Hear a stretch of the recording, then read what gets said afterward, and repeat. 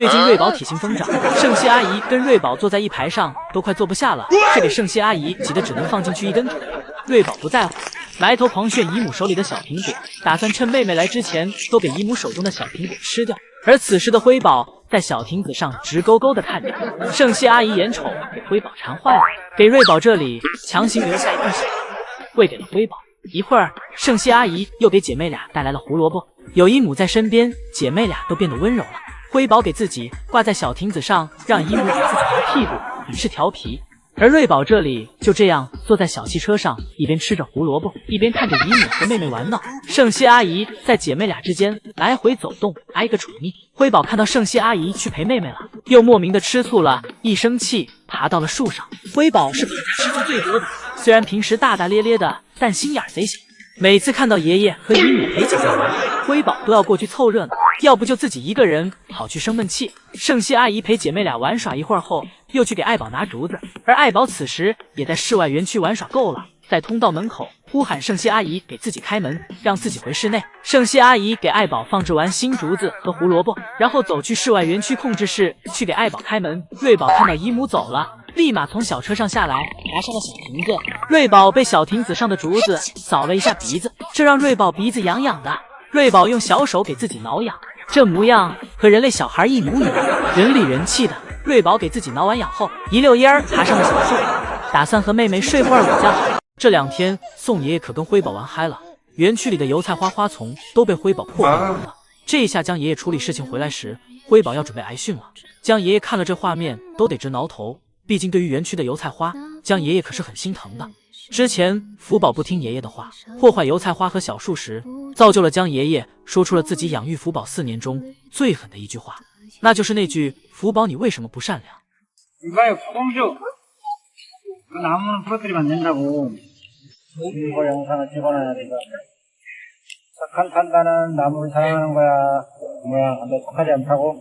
等江爷爷看到这一场面后，就要把这句话送给辉宝了。毕竟之前江爷爷在跟辉宝玩耍时，只要辉宝跑进油菜花丛里，江爷爷就会先跟辉宝投降。等辉宝从油菜花丛里出来，再谈别的。玩归玩，闹归闹，别拿油菜花开玩笑。虽然油菜花丛里面的油菜花不多，但要知道江爷爷整个小农场里面也没有多少了，而且栽种这些油菜花，江爷爷可费老劲了。要知道油菜花开需要3个月，也就是江爷爷从开年就开始种植油菜花，每天的细心呵护，直到其花开，然后再从自己的小农场搬到园区，然后在其他饲养员的配合下，才给油菜花栽种完。但这福宝才走没几天，辉宝就给油菜花全破坏掉了。这等江爷爷回来，为福宝离别的痛又增加了几分。宋爷爷刚好，这下要换成江爷爷碎了。而至于辉宝，到时候跟爷爷撒个娇就好了，毕竟以前福宝就是这么干的，爷爷说什么自己都装听不见，等爷爷自己说累了也就没事了。而辉宝这么聪明，想必也可以轻松拿捏爷爷，而且现在还有瑞宝，到时候辉宝还可以给瑞宝带上，表示破坏油菜花也有姐姐的份。姐妹俩一起对爷爷发起攻势，想必到时很快就会让爷爷消气，让爷爷重新恢复好心情。今天爱宝在回室内带娃，还是在室外园区享受自由之间，选择了享受自由。爱宝站在门口思考片刻，转头就走了回去。爱宝心想，室内园区有奶爸呢，姐妹俩在室内出不了问题。看着爱宝这开心且自由的样子，让我一下想起了那年爱宝还没有生孩子的时候。那时爱宝和乐宝还没有没有带娃的疲惫，自己的竹笋也不会被抢，有的都是一个人的自由，以及每天来自奶爸们的宠爱。每天有着许多新奇的小玩具，到夏天时奶爸们还会优先为自己准备豪华的夏日套餐。记得那年爱宝和乐宝还互换了园区，怎么乐宝不管躺在背景多优美的地方都改变不了反观爱宝这里简直不要太可爱，乐宝真是高攀了。当时江爷爷看到爱宝这炎热的样子，心疼的立马买来一车冰块，然后便开始为爱宝布置园区。爷爷们给冰块放在了泳池里，可以起到给园区降温的作用。另外爷爷们还将冰块制作成了很多种形式，冰沙、刨冰应有尽有。爱宝走进园区，这时的园区不仅有鲜花，还有爷爷们从蝴蝶馆借来的园区。爱宝来到小亭子上后，便直接开始了享受。爱宝品尝着这细腻的冰沙，身体瞬间感觉到了凉爽。而与此同时，爷爷们也没有忘记乐宝这里。乐宝这里的夏日套餐则简单直接一些，超大号的竹子冰棒，还有在冰床上奶爸们准备为其搭建的竹子凉亭。这也是乐宝为数不多的出现爱宝园区的画面。乐宝走进园区就被大冰棒吸引了注意力，显然这个竹子冰棒有点大，这让乐宝放在怀里倒是刚刚好。不过凭借乐宝的努力，还是给冰棒拿了出来。乐宝给冰棒拿出来后，忍不住的直接开口。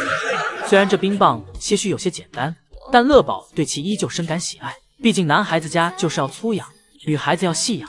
而转眼间，乐宝现在都是3个孩子的爸爸了，但是除了体重上有些变化，其他方面好像没有什么改变。因为乐宝既不用生孩子，也不用带孩子，反而是爱宝这里现在是越来越操劳。到看到今天江爷爷的身影经常出现在园区时，我才明白江爷爷暂停制作每周固定视频的用意。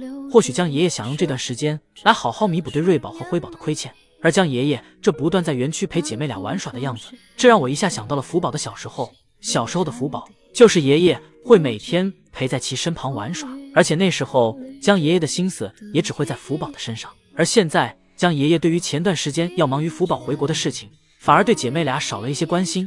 而且从姐妹俩出生后，江爷爷就要两边同时兼顾着，生怕拿起一边后就冷落了另一边，这不仅耗费体力，更耗费一个人的精力。更让人顶不住的则是来自全网的舆论。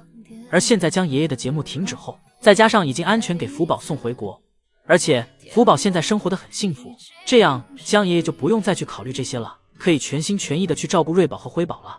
不过江爷爷只是不录节目了，但是姨姨们去找江爷爷合影，江爷爷还是会很热情的配合。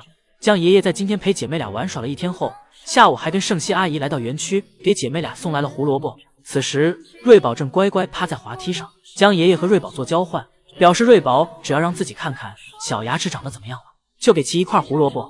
瑞宝不愧是瑞宝，就是懂事听话，而爷爷也没有食言，看完瑞宝的小牙齿后，便将胡萝卜给了瑞宝。瑞宝吃胡萝卜时，江爷爷给瑞宝扶正坐好。此时是江爷爷的育儿课，那就是吃饭时要记得面对姨姨们。瑞宝乖巧地配合着爷爷，然后拿起胡萝卜就大口大口地啃了起来。陪姐妹俩玩耍了一番，便到了下班点儿。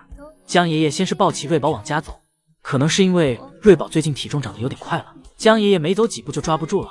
看来江爷爷这2天太忙，没有去健身房锻炼身体了。这下江爷爷晚上下班要去努力撸铁了，以免像今天这样尴尬的事情再次发生。圣熙阿姨这期成了宋爷爷的工具，没人给宋爷爷录像了。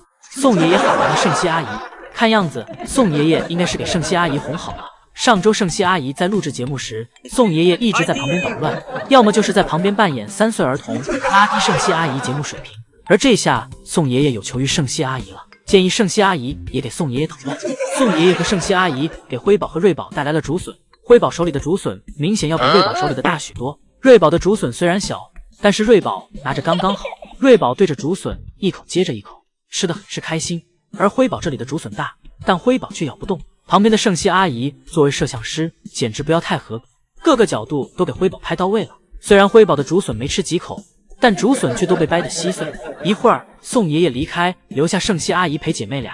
姐妹俩在圣熙阿姨身边总是这样温温柔柔的，这让瑞宝和辉宝在圣熙阿姨身边感觉到了温暖和安全感。而对于宋爷爷那里，就是用来欺负和玩的。圣熙阿姨一抬头，看到瑞宝正痴痴望着大竹笋，秒懂瑞宝的意思，立马将另一半大竹笋给瑞宝送了过去。没一会儿，圣熙阿姨又拿来了一个新的相机。圣熙阿姨这里的拍摄工具还真是齐全，不像2个爷爷，拍不着就直接爬树上，简直粗暴。而今天乐宝的状态也很是不错，而且现在园区里的竹子和草地重新焕发生机，而独自享受室外园区的爱宝此时也很是惬意。一会儿，爱宝从室外园区回到室内园区，看到小亭子上的瑞宝和辉宝，掉头走向了饮水盆。爱宝心里想着，这俩熊孩子还是能晚点面对就晚点面对吧，说不定一会儿我喝完水，奶爸就可以直接让我回家了。而且只要自己坐在饮水盆前，姐妹俩应该就不会过来烦自己了。爱宝坐在这里盘算着，而姐妹俩这里正玩得热火朝天，并没有要去烦妈妈的意思。果然还是生双胞胎好。福宝小时候因为没有玩伴，只能折腾爱宝，现在姐妹俩作为彼此的丰容，完全用不着去找妈妈。